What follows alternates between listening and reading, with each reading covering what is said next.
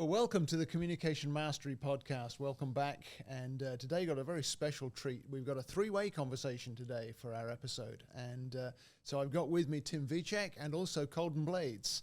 And we're going to talk around the whole idea of relationship and how we communicate with one another to help one another. I know these two guys have really developed a relationship where they gain from their conversations and their interactions. And I've had the same relationship with Colden where I've really gained from interacting. And I'm looking forward to learning from you a bit, Tim, as well, because this is the first time we've met. And so we're going to talk around that whole area of relationships and communication.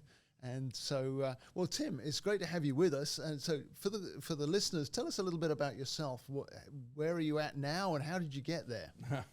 Okay, interesting story. Right now, I am a business owner. I own a fitness studio that focuses primarily on 55 plus. So, I had this vision, this dream for probably 5 or 6 years that I went through a transformation myself, lost 50 pounds, and wanted to be able to do that for others, but really wanted to create a safe haven for people who normally don't like walking into gyms or anything like that. So we don't even like to use the word gym, even though we have a full service gym.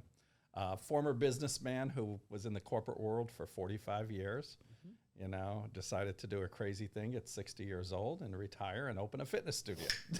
And move to Myrtle Beach. Okay, yeah, that's quite a change. Yes. Quite a change.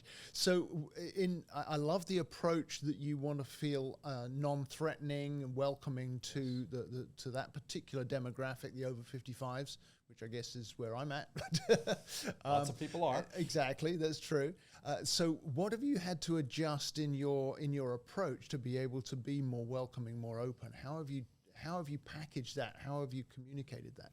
Well, my career has always taught me that it's about an experience, that people today want an experience, whatever it is. Even when you go buy coffee, you now want an experience with your coffee. So that was one thing that kind of led me to, okay, how do I create an experience of inclusion or comfort or whatever when you walk in? And I believe we've done that just by the choices of colors, design, floor. I have a waterfall when you walk in. I mean, just some little elements that we put into place that makes people feel a little non-threatening, if you will. Right. Most gyms, you'll find that they have big pictures of people working out and sweating and lifting heavy weights. I have people playing tennis, dancing, and in a kayak. Okay, yeah, that's different. Yes. Our philosophy is around three main words: move so that you can play and live. Wonderful. I love that. So getting it really simple sounds like that's part of the key to how you've framed what you're offering. Absolutely. Make it easy for people to come in, low barrier of entry. We have a great orientation program that gets people started, very non-threatening, no long-term commitments. And, right now we're running at a, high 60, 70% conversion rate. People do sign up for long-term because we made them feel comfortable. That's huge, isn't it? The effort you put in to make that connection with people on their level and in the way that they can receive it, right, it's making the difference in the connection rate, the conversion rate. Yes, yeah. It's rewarding because 2 weeks ago I had 3 ladies at separate times came up to me thanking me for opening a facility. Heavy set ladies who really felt uncomfortable going to traditional gyms, if you will. Right, yeah. And they found a place. I have one lady driving 45 minutes to come, which is really uncommon in the gym industry. Sure, yeah. That's great. I love it. And so what sort of differences have you found? I mean, obviously it's a big change for you leaving the corporate world and moving to a tourist area from where you used to be. What sort of things had to adapt in you to be able to make that jump? Well, you could imagine one of the biggest challenges was coming off of 45 years of a retail executive, corporate executive, and the amount of hours you put in. I mean, I would have 80 hours in by Wednesday. So filling all that time became challenging. So I think that's part of the reason why I became so involved in the community, with networking teams, with Colden, with just getting to know people. Because the biggest challenge for me was coming out of that kind of life into this new life. but it's like a scale, you know. There's always, in life, there's always a scale, and it goes this way. And whatever decision you're making or whatever thing you're doing, there's going to be good and bad. There's not all good or all bad to anything. And you start putting the pieces on, and you make sure that the scale doesn't tip the wrong way. Right. And that's what I did, and that's how I feel about the area right now, is that it tipped definitely in the favor. Right. That's great. Now, you mentioned Colden. Let's draw him in on the conversation. How did you two meet, and what was the connection that got you started? Because he doesn't look like the kind of heavy set over 55 need a non-threatening gym. Not yet. So tell me the story of how you two met, and how has that developed from there? Oh, I got to think back on that. Oh, I can really, I remember it for it. clearly. It was, we connected through a videographer. We had, I was trying to get the whole thing started, and this videographer said, I know a guy who can help you with social media, because it's a landmine out there, you know, ever changing. And so he introduced me to Colden, but what really connected us was when he opened his laptop, and there was a Rolls Royce on it. And I asked him about that, and he kind of defined that, you know, he uses that as a guide point in his life about, you know, the quality of relationships or the quality of going through life that he wants. And that intrigued me. So we started talking, and, you know, we talked on a regular basis, and I got to know him a little bit more. I made sure that I made it my duty to get to know him a little bit more. Right. And, you know, added him to my board of directors because I thought he could be a great guiding force in Next Level. Cool. And so he has been for the last 2 years. That's great. But a Rolls Royce has connected us. Right. Okay. That's fun. So how was that for you, Colden? You know, there's this old guy. Forgive me, Tim, but you know, I'm in the same bracket as I you, agree. so I'm comfortable using that. There's this old guy kind of, you know, looks at your laptop, sees a Rolls Royce, and says, "Will you be on my board of directors?" Okay, we're shortening the time scale a bit here, but how did you find that? You know, it's interesting because I have always, I think, naturally gravitated towards older folks, or towards older men, just because I lack a connection with a lot of men my age. Mm-hmm. And I kind of get along with traditional, I get along with old school. But something else about Tim is the, see, don't get shit messed up about Tim's packaging. Like, he may be the 50s, 60s, you know, whatever. But in all actuality, Tim is the fire-breathing 24-year-old mentally. You know, he's got that go, go, go. I mean, what guy leaves corporate America working 100-plus hour weeks? What guy retires from that to go and start a business? Like, sits still for weeks and then thinks he has to start a business. Yeah. So I think that kind of just that mentality, that level of ambition, and like, it's not even like I know Tim, like, he's not doing it for the money. You know, a lot of people that genuinely get to know Tim realize that at some point or another, like, he didn't just launch this gym to just make a quick buck. You know, he didn't make this to make more money because he didn't save enough in retirement. You know, this is like, you know, this is a purposeful kind of project for him. Mm-hmm. And I'm definitely, like, that's something I can very much jive with. I very much relate to. Yeah. Yeah, and on reflection, I think that's why I've wanted to talk to the both of you, because I've seen that sense of purpose in what you do and how you do it that drives what you do. Neither of you are in this just to see the money come rolling in or to make a quick profit off of other people's backs. You're in this for how you can actually move people forward, contribute to others' lives, make a difference in the community, that kind of thing.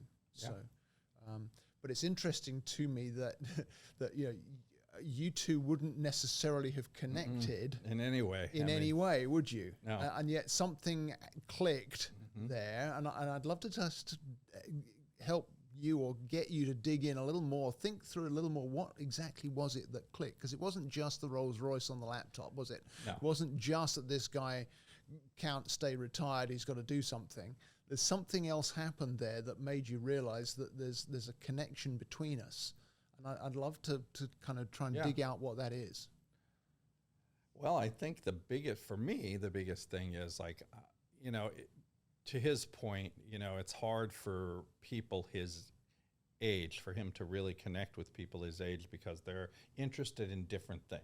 Right. And I think where our connections started to grow was understanding where he was in his mind, because really we're the same age, okay? I'm the 25-year-old brain and mind and everything else, and he's kind of the 60-year-old, so we kind of connect. It's right. It's very you just interesting. need to swap bodies or something. Yeah. I mean, it really is, because I think the basis of our relationship is ultimately respect. Good. Yeah. Respect is where it starts. There is such a, and it's not just your average respect. It is a deeply rooted respect for each other as individuals, as just who we are.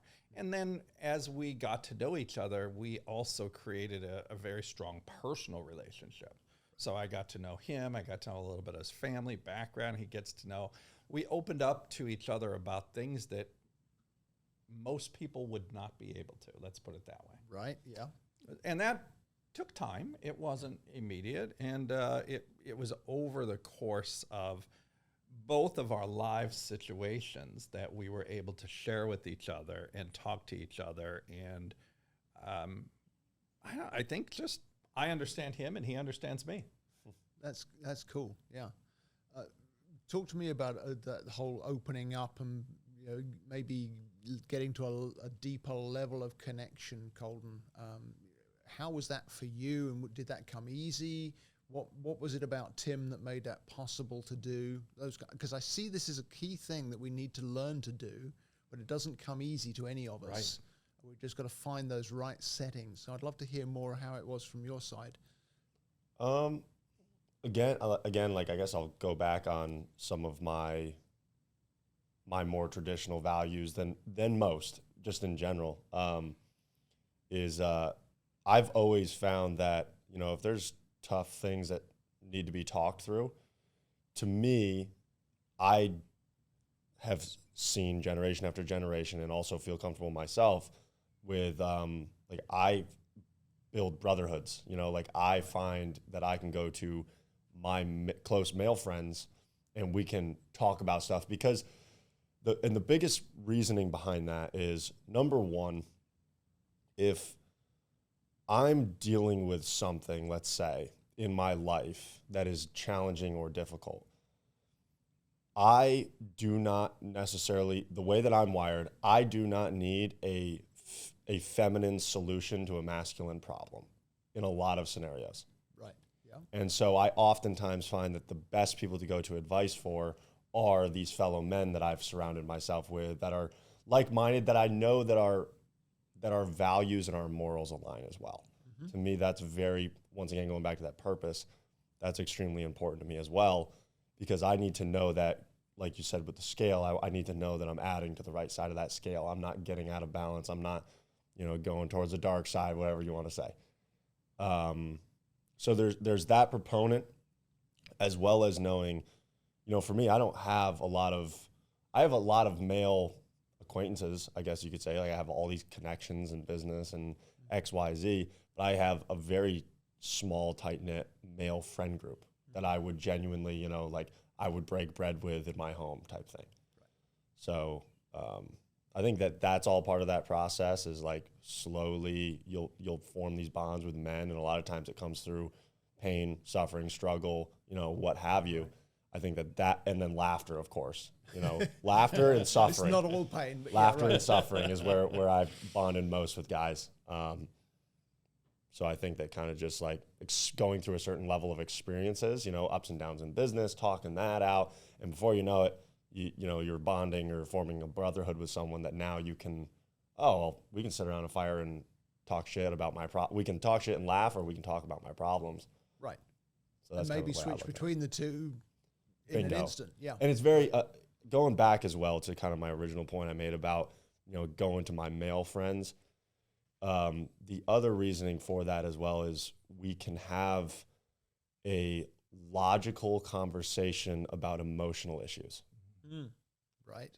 To me, that's important, because I think it's when you get emotional, that's when That's when you make mistakes. Like when you get emotional, that's about something.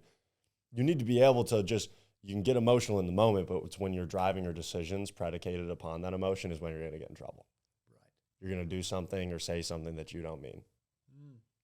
Which will then create an issue for you that you've got to then invest a lot more time and energy in resolving. That's exactly right. Yeah. Which, of course, is what we zero in on this podcast, is understanding the balance between the cognitive and the emotive and then the kinetic, the action side of things. And Tim, you've not had any experience with the life languages. Colden, I know you have seen your profile, and this is the coaching tool that I use most often. But Which it's I want to interject one thing really quickly. I thought of this literally this morning, was the fact that I've done this test, and it's extremely intriguing. And I couldn't help but think on my way over here, you and Nick absolutely need to have a discussion with Mark about doing this test, because I was thinking about that dynamic that you two have in communication. Yeah. It is, I mean, he can tell you just some of the stuff that came up on my report that's really kind of helped me to even just think through some of my communication styles.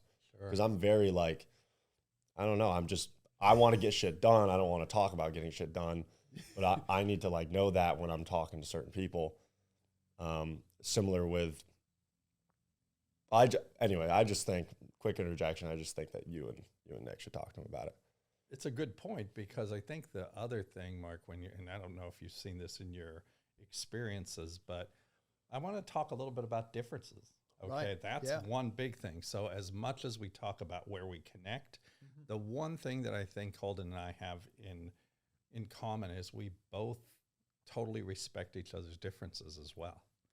That's cool, because that's where I wanted to go with that thought, Yeah. is that you two are clearly different. Yes. And yet you clearly connect. Correct. And so that's what Colden was referring to with the you can't just act out of emotion. Right. You've got to have the logical side as well. You strike me as a guy who's got more emotion, maybe more available on the front end to connect with people. Absolutely. But you've also got the thinking in there as well. And clearly there's action involved, because you've done all the things you've done. Yes. And so it's fascinating to me, as a sort of an outsider to your relationship and the way you've worked together over these couple of years. It's fascinating to me to watch the way you interact and the way that you've leveraged what you bring to the picture. So talk to us more a bit about differences, Tim. What do you see, and how do you draw out differences, and how do you adapt? Well, I'm going to really talk more about respect for differences. Okay, cool. So Yeah. you really have to respect. I think there's such a low tolerance to differences today. Oh, gosh, yes. Right. And I think that that's one thing that I see. Just because you don't, like the same things I like, then we can't have a relationship. Well, really? Okay, there are some commonalities, and there has to be a basis for a relationship, which we have a very strong commonality. But as we learned each other, we also go in different directions on certain things. And I think it's important to try to understand each other. You talk about, emotions. I call people, there's 75-25 people, there's 50-50 people. I'm more of a 70. I'm going to come 75% to you. Okay. Now, depending on your personality, if you're a 75%, that could be explosive. Right. But if you're a 25, then we have a perfect match. We're at 100%. And so I think Colden is an interesting person in that he can be very engaging, and at times he could be very aloof. It's just his personality. And I've seen both. Yeah. Yes. Especially in large groups. Like he's always, I think more than anything, what I noticed about Colden is he's checking out the lay of the land to decide how he should respond. So he is, in some ways he's very calculated. And he does have fairly good control of his emotions. The one thing we share is sometimes, emotions of anger. We have to work on that a little bit. Yes. Well, it comes in handy sometimes. It does. Sometimes it works for you or against you, depending on what it is. Depending on how you handle it. But I think based on what you do and you're thinking about relationships, that's one thing that needs to be talked about, is how do we respect each other's differences? Right. Yeah. You come from a different walk of life than I did. Absolutely. A totally different country in which, but I respect that. Right. And I want to learn more about it. I'm more interested. Yes. So there's that inquisitive nature that we can cultivate. Yes. What can I discover about you? How can I learn about you? How can you learn about me? How can we both learn about Colden? Because it's interesting. I first met him in a networking group where he was famous for being the guy who sat at the edge and said nothing. Yes. Which is not the way we normally would expect to go to a networking group. Exactly. And this fascinated me, and I was determined to find out what's going on with this guy who's sitting over on the edge. And so that, and so that's how we got to know one another. And it's almost like his trademark. Yeah. We didn't expect this episode to turn into us both psychoanalyzing you while you're sitting watching. I'm getting grilled over here. Absolutely. But what I love is that he, having studied how he's wired, he's taken advantage of that, and he's actually very interested in learning about other people. Yeah. And learning how to connect with other people. We've had multiple conversations of, well, how would I do this? Or how would you do that? Or this particular setting, what will we do? And it's exactly that respect and that inquisitiveness, I think, that you put the two together and it makes a very powerful combination. Absolutely. And, you know, he's very focused on self-improvement. Like he's, you know, very big. And I have the same thing. You can ask him when I'm disappointed about something. The first thing I do is look in the mirror. Okay, what did I do? Where too many people always want to point out other people's problems or other people's inefficiencies. But I look at myself first. Whether it's a problem with the relationship or it's a problem at work, you know, you have to start with you. What did I cause? Ownership. So when I talk about respecting differences, there's other things that's a problem, is people don't have ownership for their actions anymore. Somebody made me do this. Oh gosh. Nobody can make you do. You know. That's just an excuse. Yes. I think the self accountability component is huge. Yes. With the mutual respect, because I can't tolerate for very long anyone who pushes blame on other people or plays the victim. Me and victim mentality guys, we don't get along at all. Like I like vicious self accountability where it's like, I mean, Tim and I are both very similar in that regard. Something happens to someone we care about and we aren't really involved in no way, shape, or form could we have, you know, stopped it from happening, and it's our fault that we didn't do something that would have altered reality. You know, it's like that level of self accountability, which which is interesting because you're both very much aware of that in your own makeup. So I think that self-accountability has to be combined with self-awareness. Otherwise, it becomes just, you know, regret or you get stuck in a cycle of beating yourself up for something you should have done or could have done. But if you've got the self-awareness to figure out this is where this fits into my wiring, that's what I see in both of you is you're aware of how you're wired. That's an important, that you just said probably the most important word of this whole conversation, is that self-awareness. Right. That is hugely lacking in this world today. Absolutely. So when you do find someone who has that self-awareness and knows exactly who they are and who they aren't, that's the other part. You know, he's sat in many conversations with me and I tell him where I'm missing or where I'm not hitting the mark and what I wish I could have done differently. Self-awareness that's a key. That's a key. Yeah, it totally is. And I think it's the starting point. That's where I begin whenever I have a new client or a new business, is we've got to help people gain some self-awareness of how they're wired. Right. Which is why, you know, Colden mentioned the life language profile. What I love about it is it gives you a snapshot of how you're wired so that you can actually build from there. It doesn't constrain you. It doesn't limit you. It's not prescriptive in that way. It's descriptive. But it doesn't force you to stick to that. It just shows you where you're at. You know, kind of like the speedometer on the dashboard shows you how fast you're going, and you can compare that to the speed limit sign to figure out, you know, do I need to push harder or ease up, or am I going to get a ticket, and all that kind of stuff. But self-awareness is really huge. It hit me like a ton of bricks probably 4 or 5 years ago when I first started this coaching journey. I think it was the Harvard Business Review had an article about they'd done a survey and they discovered that self-awareness was more valuable in the business world than even an MBA. And not an MBA is wrong, not at all, but they said that actually if you have an MBA without self-awareness, you're toast. Right. But if you've got self-awareness, doesn't matter too much whether you've got the MBA or not, you've actually got the beginnings, the foundation to build on to become a leader. You mentioned self-awareness, and of course the big other buzzword around that is emotional intelligence. Everybody's using it. Yes. Nobody even knows what it is, but they like to use the word emotional intelligence. But you're right. I mean, and which is really unique. I think that's the other interesting part of where I am and what I've done in my life. I graduated high school and I had a career path of, okay, now what do I do? And I was already working retail, so I already had this love going, with retail. And I said, I'll take a year off. I'll learn some computer stuff. Well, I still am waiting to go back. Right. And one thing that I'm very proud of is I have 2 college degrees, but neither one of them are mine. I paid for both my daughters to go to school. Very good. Yeah. Without a college degree. Right. Now, again, so that idea, and I don't want to discount how important college is because I think it's valuable. But if you're not working on that other side, like you talk about the MBA and the self-awareness, one without the other. Yeah. No, that's right.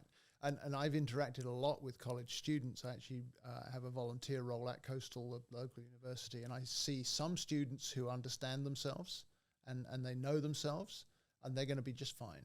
And the college degree is going to be valuable to them. And I meet other students who are just doing the degree thing and have got nobody's helped them to know who they are.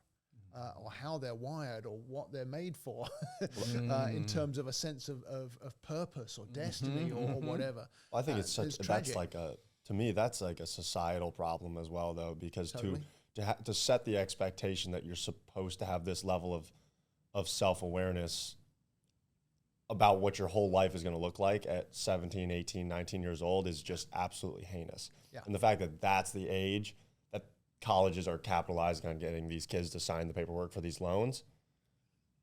I mean, I didn't know how to write a check when I signed my name to tens of thousands in student loan per year. Right. Yeah. I didn't know the implications, or I didn't know what I was doing. No. In fact, I think my father did all of it for me. It's just like, Yeah. Now, Well, do you have a father like Tim's daughters who's going to get you through? No. Oh. I didn't have the Tim as my father financially. I had some help, but Yeah. Education is, again, I don't want to discount that. I think it's so critically important, right? Totally. Yeah. But, I think there was a big article written on LinkedIn a few years ago, why do companies support high-performing jerks? Right? I don't know if you ever read that. I didn't see that one, but It's a great article about how these people, through their education, get up the ladder. And basically, they're just terrible people. They're not self-aware. They don't have respect for others' differences.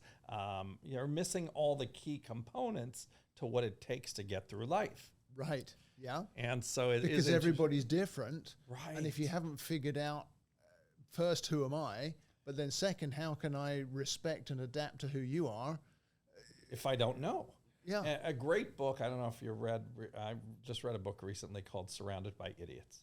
Oh, okay. It is a wonderful book. Yeah. It really teaches you about red, yellow, blue people, and it really talks about who they are, because the real whole point of the book is you're not surrounded by idiots. You just think you are, because you haven't done your job in trying to figure out who they are. Exactly what I exist for. You just summarized it in one sentence. Yeah, because having achieved the self-awareness, then the other half, out of respect, is to learn how to adapt. Yes. And I can think of dozens of people that I've been able to help, and me too. Yeah. I'm very different now because I've been on this journey to be able to connect with other people, to be able to adapt to other people. I found myself in settings where somebody's a very high thinker in terms of they're very intelligent, very inquisitive, very philosophical. That's not the way I'm wired. I mean, it interests me, but I'm not wired to stay there all the time. But I've learned to adapt into that zone, and I've gained from that. because now I can create a connection with somebody who is more of a contemplative kind of person.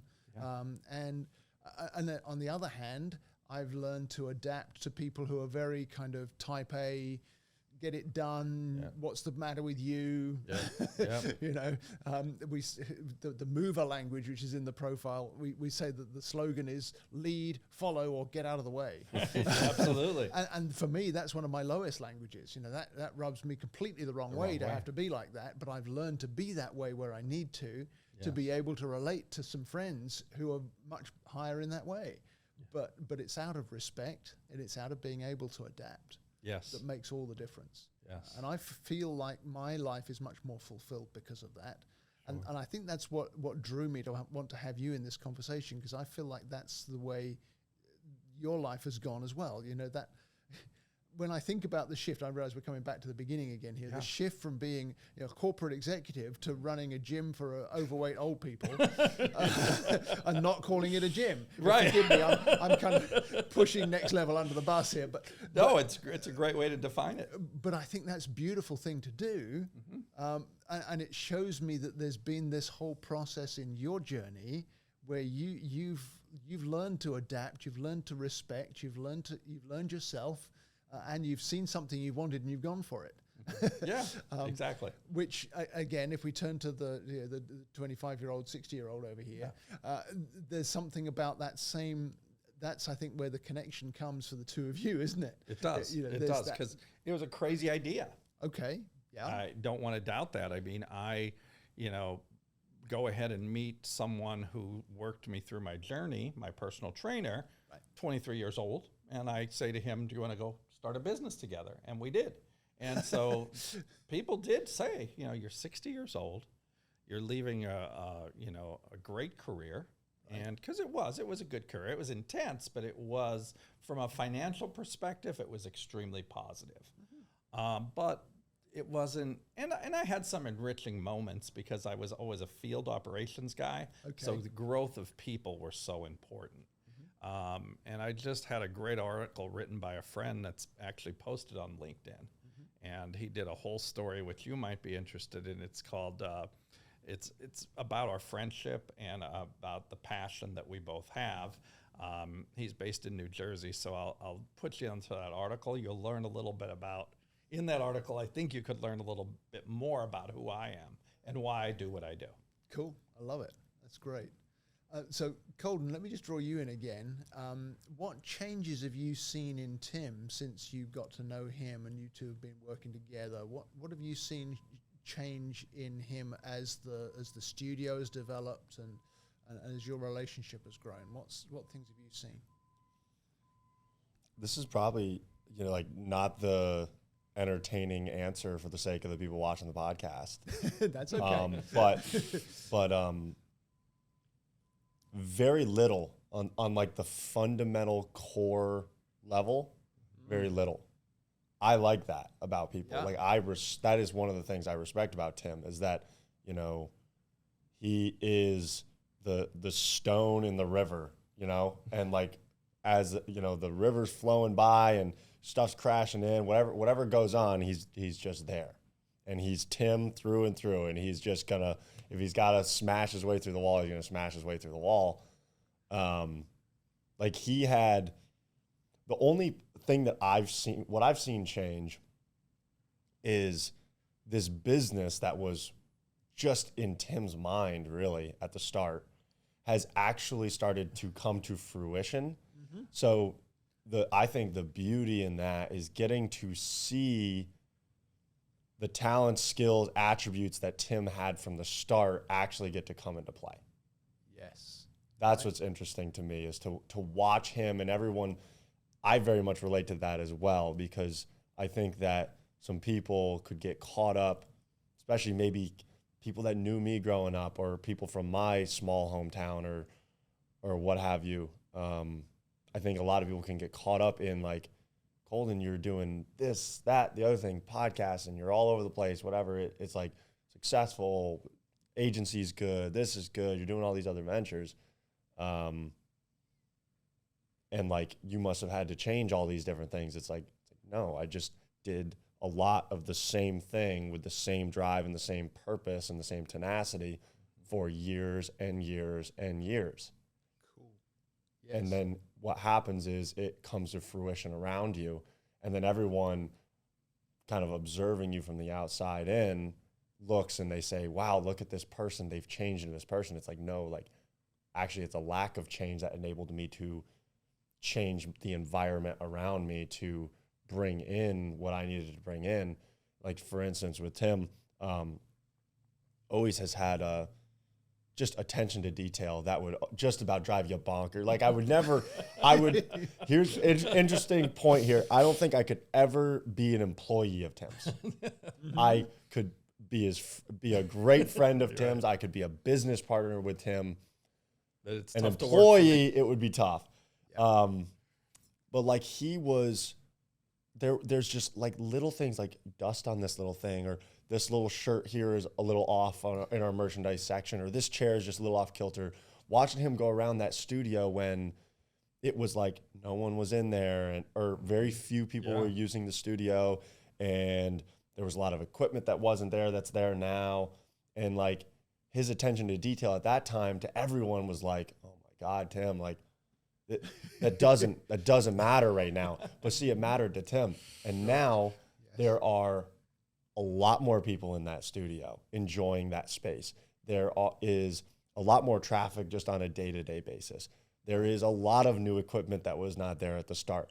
There's a lot of new added kind of just service details, if you will. He's got these towels that are they're embroidered with the logo, like all these little things.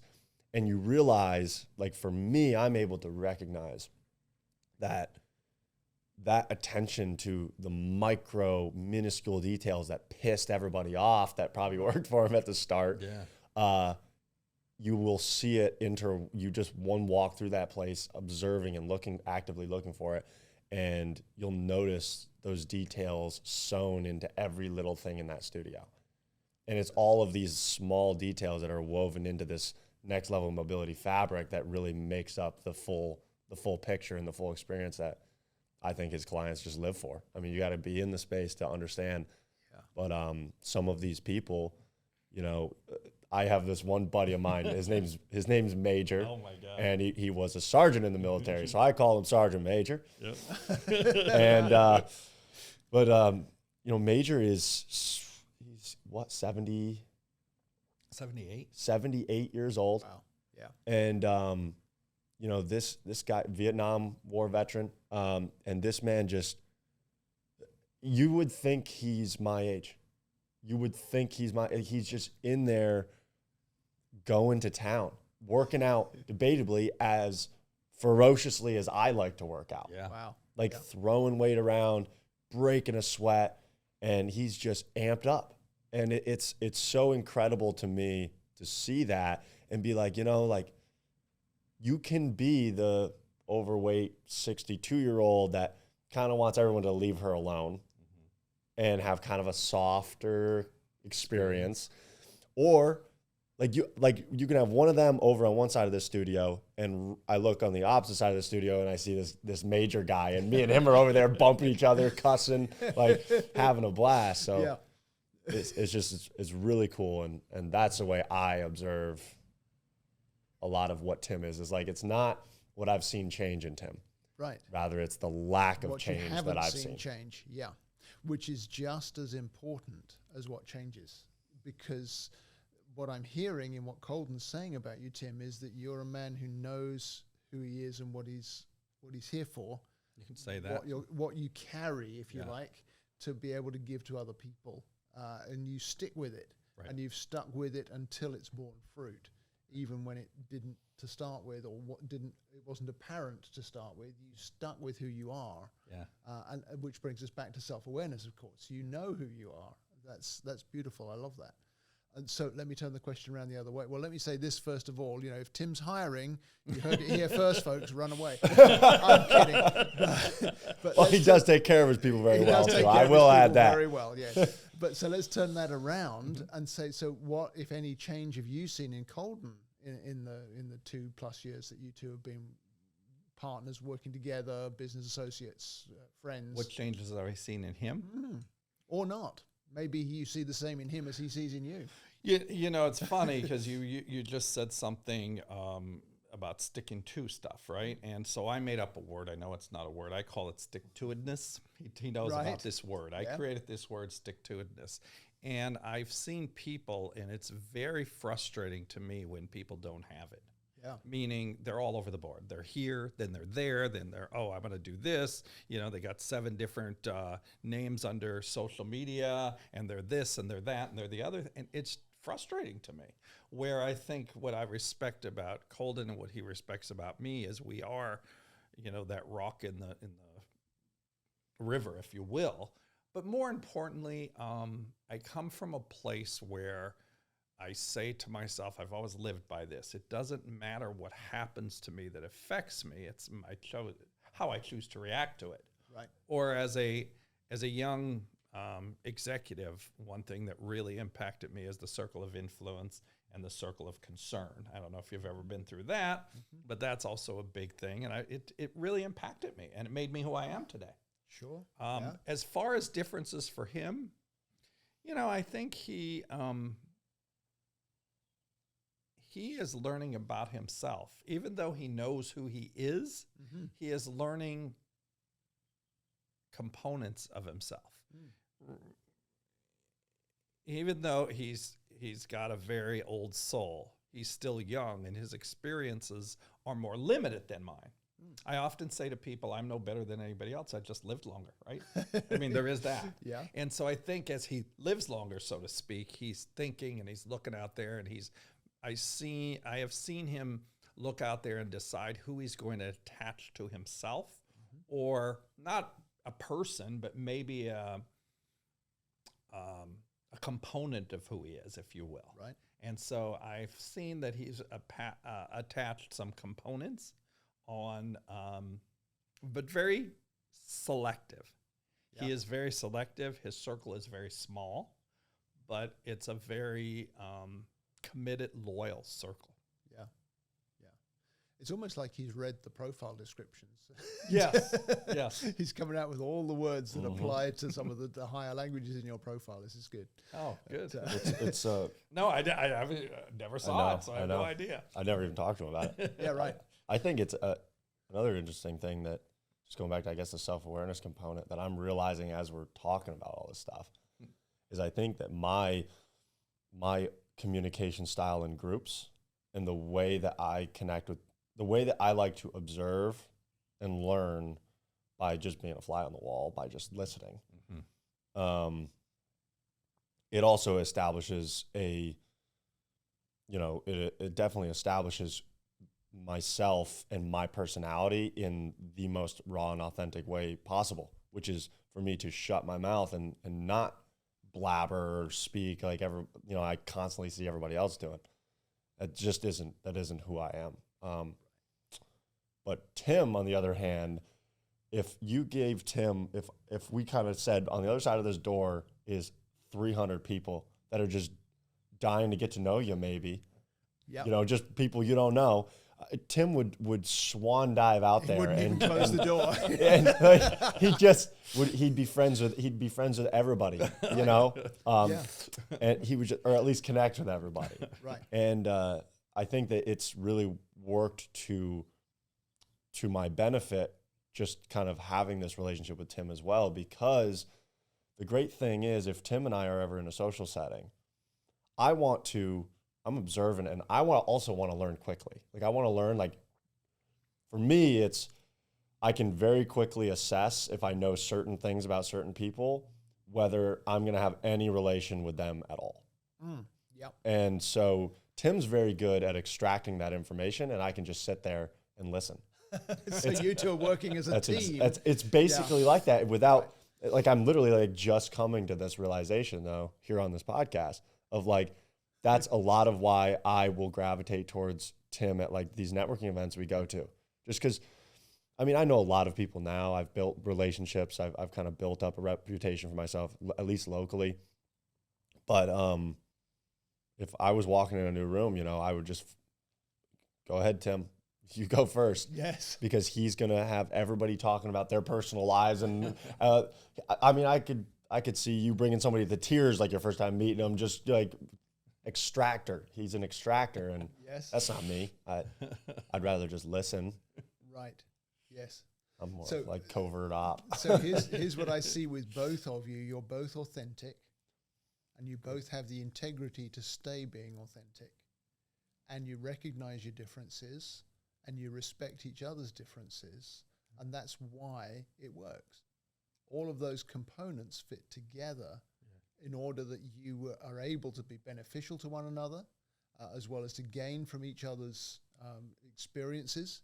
And it's a beautiful demonstration of what this podcast is all about. It's helping people to understand themselves and to understand other people in a simple way that's not complicated, but to be able to take those steps, to be able to build bridges, to make connections, to build community, to be beneficial to one another, whilst not sacrificing our own integrity and our own authenticity. And you both have demonstrated that over and over in the answers you've given us. So I want to thank you both. This has been a fascinating and an educational conversation, and I'm sure it won't be the end, but I think for the sake of the listeners, we should wrap it up there. But thank you, Colden. Thank you, Tim. This has been a wonderful time together.